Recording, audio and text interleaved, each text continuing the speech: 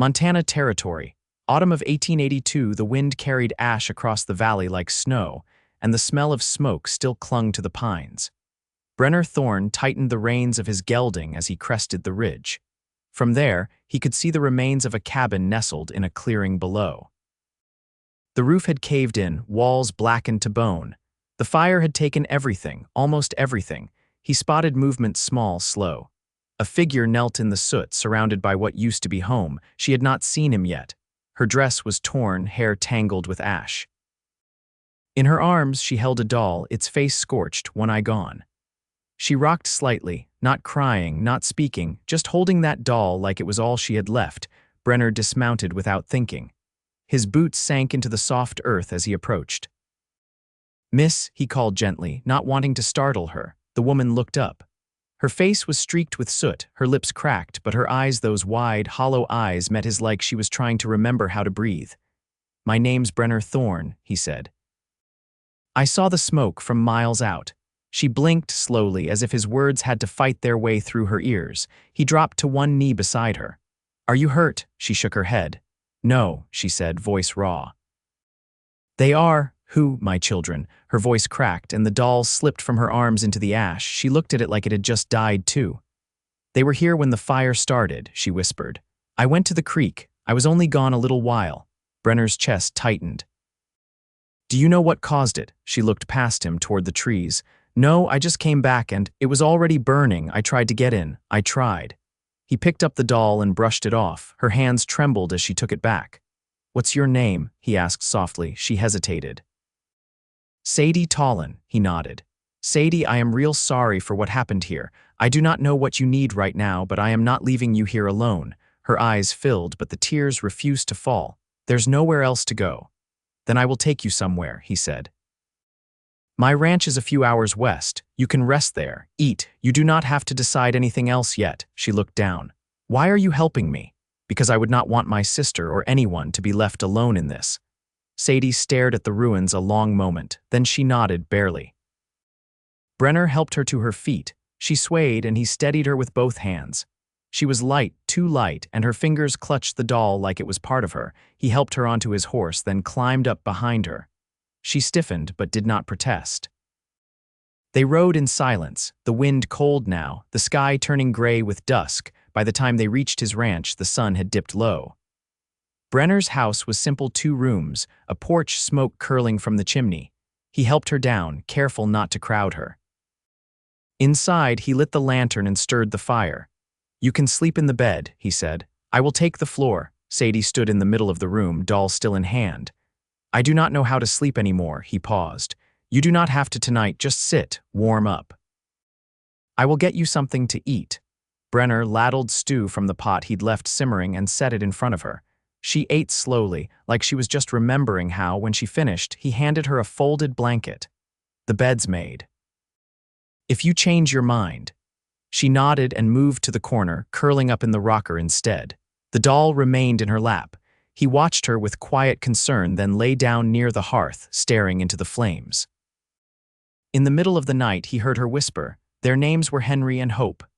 Her voice was soft, like a prayer. Brenner sat up. "Tell me about them." She hesitated. Henry was 6, Hope was 4. They used to race each other to the river every morning. Henry always let her win. Brenner leaned forward, elbows on his knees. "They sound like good kids." "They were," she said, voice shaking. "I do not know who I am without them." He stood slowly and walked over to her. "You are still their mother. That will never change." Sadie clutched the doll. "This was Hope's. She asked me to fix its eye last week. I said I would." Brenner knelt beside her. "Then we will fix it together." She looked at him, eyebrows drawn. "Why do you care?" "Because I have been alone before, and it near broke me. I will not let that happen to you." Sadie stared at him for a long moment, then leaned into his shoulder. Her breath hitched once, then again. And finally, she cried. He held her while she did, not saying a word, just being still and steady. In the morning, she was quiet but clearer. She helped him feed the horses, and he showed her where things were in the kitchen. She moved like someone trying to remember how to live. Day after day, she stayed. She cleaned. She cooked sometimes. She sat on the porch, staring out at the land like it might answer something. Brenner never pushed. He just stayed nearby, talking when she was ready, listening when she needed to speak. One afternoon, as they worked in the field, she looked over at him. "Why are you still helping me?" He wiped sweat from his brow. "Because I want to." Sadie tilted her head. "That is not the real answer." Brenner paused. "Maybe it started because I could not stand to see someone like you hurt, but now, I think I just like having you here." She looked down, brushing dirt off her hands, then she smiled, small but real. That night, as he stoked the fire, she came to stand beside him. "Can I stay a little longer?" He looked at her, eyes steady. "Sadie, you can stay as long as you want," she nodded. "Then I will." They stood in silence, watching the flames. And for the first time in weeks, Sadie did not dream of fire. A frost had settled over the pasture by the time Sadie began venturing farther from the porch. She walked the fence line each morning, her boots damp with dew, her eyes scanning the hills like she was learning the shape of the world again. Brenner watched her from the barn door sometimes, never crowding, just keeping pace in his quiet way. One late morning, she found him splitting wood behind the shed. The sun was strong enough to warm the backs of their necks, and his shirt clung to him with sweat. She stood watching him drive the axe once, twice, until the log split clean and even. "You ever cut cedar?" she asked, arms crossed loosely. He rested the axe against a stump and wiped his brow with the back of his wrist. "Only when I need fence posts to last. It burns hot. Smells like memory," she said, voice low. "My father used to stockpile it for winter." Brenner stepped aside, offering her the handle. "You want to turn?" She hesitated, then nodded. The axe was heavier than she remembered and her grip unsteady, but she set her feet and brought it down. It stuck halfway through the log. "You're close," he said, stepping behind her. "Try shifting your left hand up when you swing." She adjusted, swung again. This time the wood cracked down the middle. "That's it," he murmured. She looked up at him, surprised by the smile that tugged at her mouth. "Haven't done that in years. Still in your arms, though." They stacked the chopped wood in silence, the kind that didn't ask for words. When they were done, Brenner leaned against the shed wall, chewing on a blade of sweetgrass. "You were married," he said without looking at her. She nodded, brushing sawdust from her skirt. "His name was Ali. He was quiet, thoughtful. We built that cabin with our hands. What happened to him? Fell from the ridge 3 winters ago, broke his back." Brenner didn't flinch, just nodded once. "That's a hard loss. I didn't think I could survive it," she said softly. "Then the children came, and I did." He looked at her then, full on. "You still are." Sadie's throat tightened. She turned away, pretending to check the woodpile. That evening, she stood at the stove, stirring beans while corn cakes browned on the skillet. Brenner came in from feeding the cattle, shaking straw from his coat. "Smells better than anything I've made in months." She ladled the food out without replying, setting his plate across from hers at the table. They ate slowly, the lamplight catching the curve of her jaw and the lines beneath his eyes. Afterward, she gathered the dishes, but he stopped her with one hand on her wrist. "You don't need to do everything yourself." "I don't mind," she said. "I know," he said, "but let me help." She let go of the plate. Later, when the fire had burned low and the house had gone still, Sadie stood by the window. Outside, the moonlight silvered the pasture, and somewhere a coyote called across the hills. "I used to think I was meant to disappear," she said without turning. "That the world would forget me one piece at a time." Brenner rose from his chair, crossing the floor slowly. "I don't believe that." She turned to face him. "Why not?" "Because I see you," he said simply. The room was quiet, the kind of quiet that held its breath. She looked down, then back up. "It's hard to believe in anything again." "Then let's start with something small," he said. "Something real." She stepped closer. "Like what?" He held out his hand, not demanding, just waiting. "Like tomorrow and the day after." Her fingers found his, tentative but firm. She didn't speak, but she didn't let go. They stood there, hands linked, the fire low behind them and the night stretching wide beyond the walls. Neither of them had to say it. It had already begun. The days shortened, sun dipping low behind the high ridges before supper was fully done. By late October, the mornings came rimmed in white, the frost thick enough to snap underfoot. Sadie had taken to rising early before the rooster, before even Brenner stirred. She'd pull on her shawl and step out onto the porch, watching the mist rise off the pasture like breath. One morning she found him already outside, standing near the corral, arms folded. The horses shifted behind him, steam curling from their nostrils. "You're early," she said, voice hushed against the cold. "Couldn't sleep," he answered.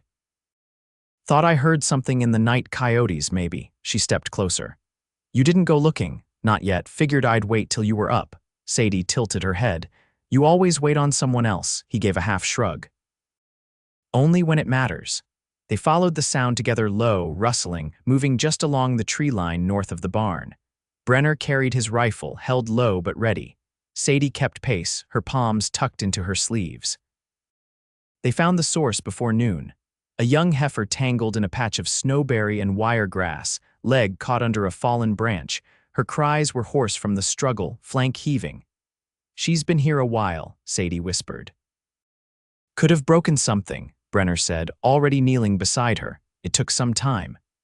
Sadie held the animal's head, murmuring low as Brenner worked the branch free, careful not to startle her.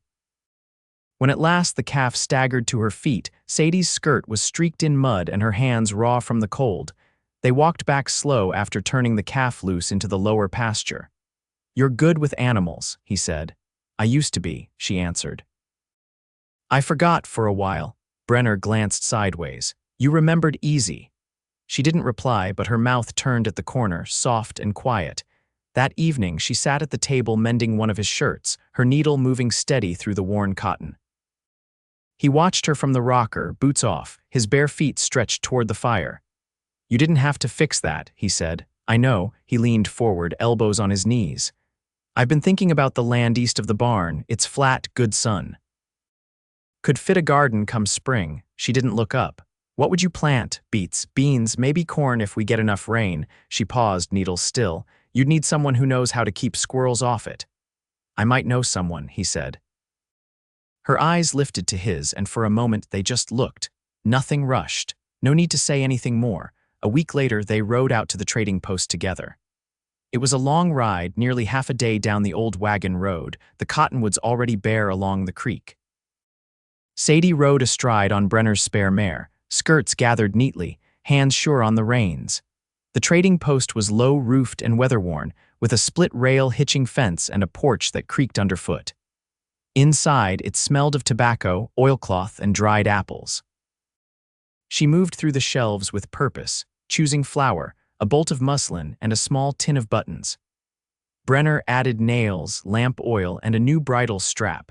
At the counter, the clerk, a narrow-eyed man named Clay with a mouth too quick, watched Sadie as he tallied the goods. "Haven't seen you in town before," he said, eyeing her hands. "I haven't been," she replied. Clay looked at Brenner. "She yours?" Brenner's jaw tensed.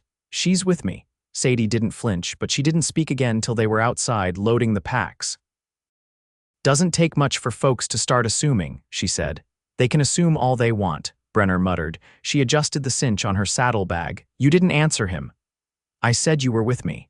"That different than being yours?" He looked at her then, long and careful. "Only if you want it to be." They rode home in silence, but it wasn't strained. It was the kind of quiet that settles when something has shifted, when the air between two people begins to hold weight. That night, she lit the lamp before he came in from the barn. She'd laid out the muslin and buttons on the table, her thimble shining beside the spool.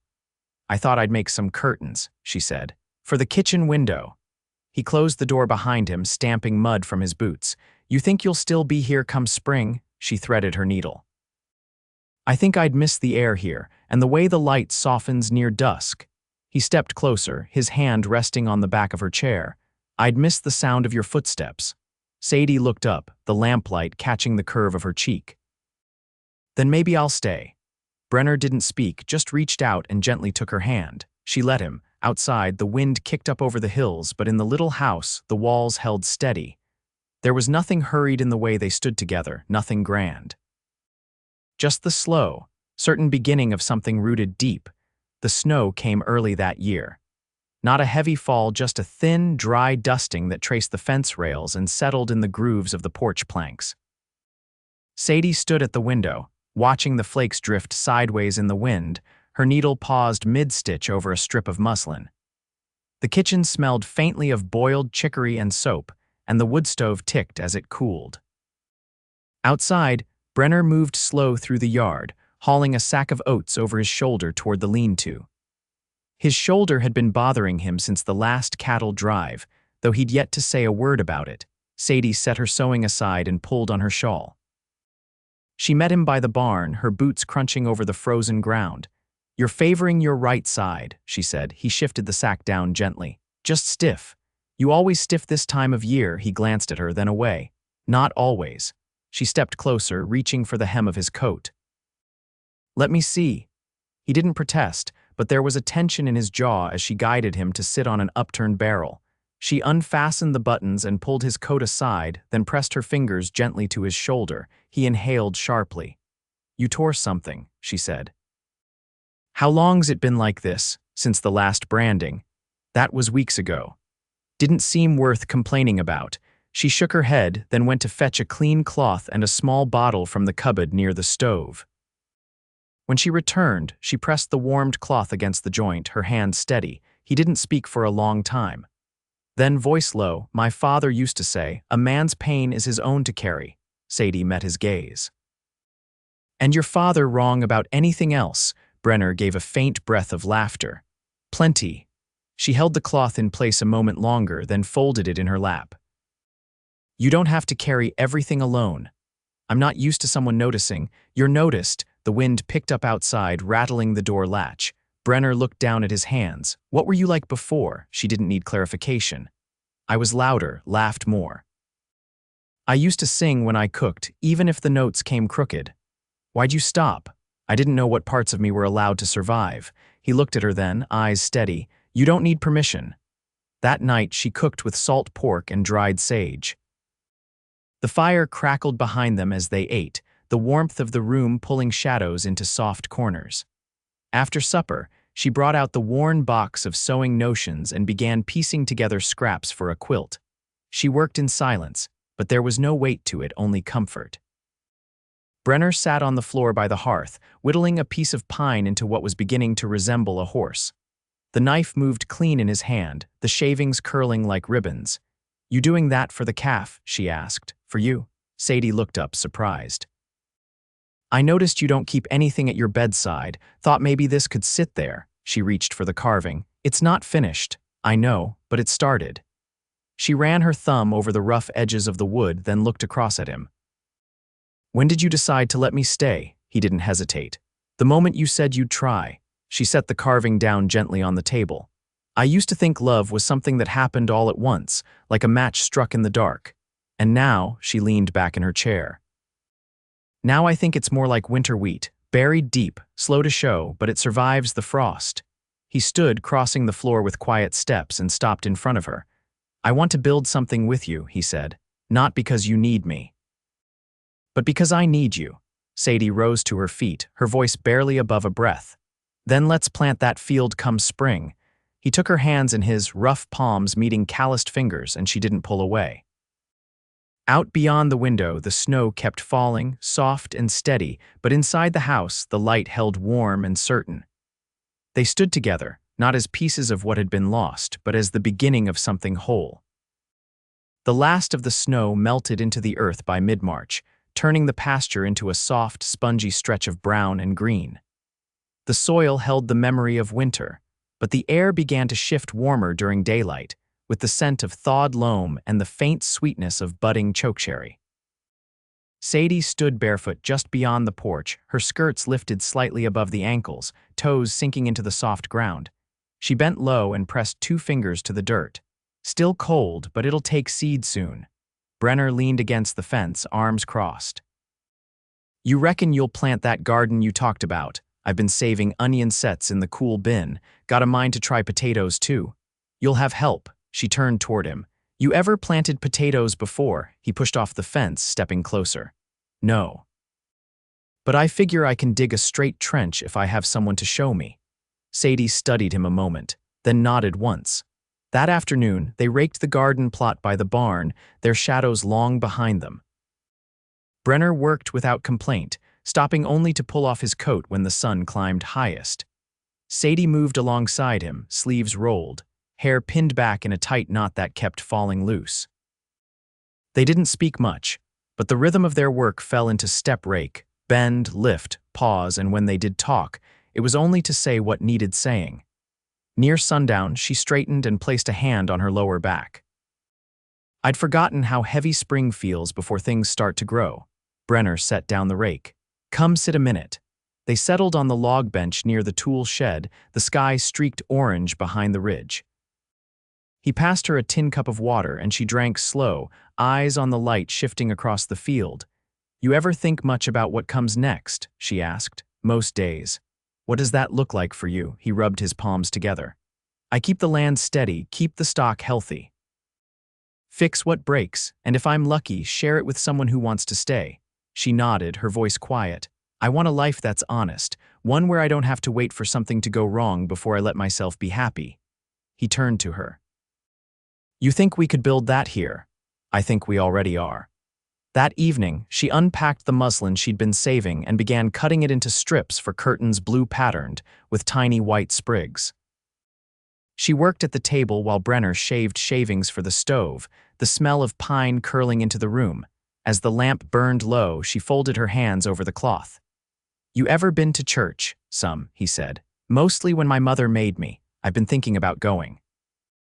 There's a circuit preacher comes through once a month. He's due next week. Brenner looked up from the fire. You want me to come with you, if you'd like? I would, she met his eyes. I'd like to stand with you, not just beside you. He crossed the room and laid a hand over hers. Then let's make it right. The preacher arrived on a Sunday, dust thick on his boots, a worn Bible wrapped in cloth beneath his arm. They gathered in the schoolhouse, benches pulled close, the windows open to the spring air. Sadie wore a dress she'd stitched new from cream calico, simple but neat. Brenner wore a freshly pressed shirt and combed his hair back with water. They stood together at the front, not speaking, just holding hands as the preacher read words that were older than both of them. When the service ended, they didn't linger. They rode home slow, the mare's hooves soft against the trail, and once they reached the ranch, Sadie dismounted without waiting for help. I'm not afraid anymore, she said, eyes on the hills. He stepped beside her. Neither am I. That night they shared the same bed for the first time. There was no rush, no grand declarations, just the slow unfolding of trust of hands learning the shape of comfort, of breath sinking in the quiet between lamplight and dawn. He traced the curve of her shoulder, and she pressed her cheek to his chest, listening to the steady rhythm beneath. By morning the sun broke through the window in gold lines, warming the floorboards. Sadie stirred before him, brushing a thumb along his jaw. You sleep lighter than I guessed. He opened his eyes just enough to see her smile. Only when it matters, spring held. The garden took root rows of greens sprouting in the rich soil. The hens began laying regular, and Brenner added a second milk cow to the pen. Sadie found rhythm in her days again, rising early, baking bread, mending what needed mending, and planting what could grow. They built a small coop for the chicks come April. And by June, a fence around a new addition to the house, a room with windows on 3 sides and a bench beneath them, where the light pooled warm in the mornings. One morning, Sadie stood in the doorway of that room, Brenner's arms sliding around her waist from behind. I think we ought to give it a name, he said. The house. No, this place, what we've made. She leaned back against him. What would you call it? Hopesfield. She turned in his arms, her eyes full. Yes, there was no need to say more. Years passed quiet and steady. The seasons turned, the land held, and nothing ever burned again. They grew older together, lines deepening around their eyes, but laughter finding them more often than sorrow. Children from neighboring homesteads came to learn their letters at Sadie's table. Brenner taught them to ride, to mend saddles, to plant straight rows. They never had children of their own, but the house was never empty. In the evenings, they sat on the porch, her head resting on his shoulder, his hand covering hers. The sun dipped slow behind the hills, and the wind carried the soft scent of sage and earth. They never forgot what had come before, but it no longer hurt to remember, and when she looked at him, or he looked at her, it was clear they had built something lasting, something good, something whole together.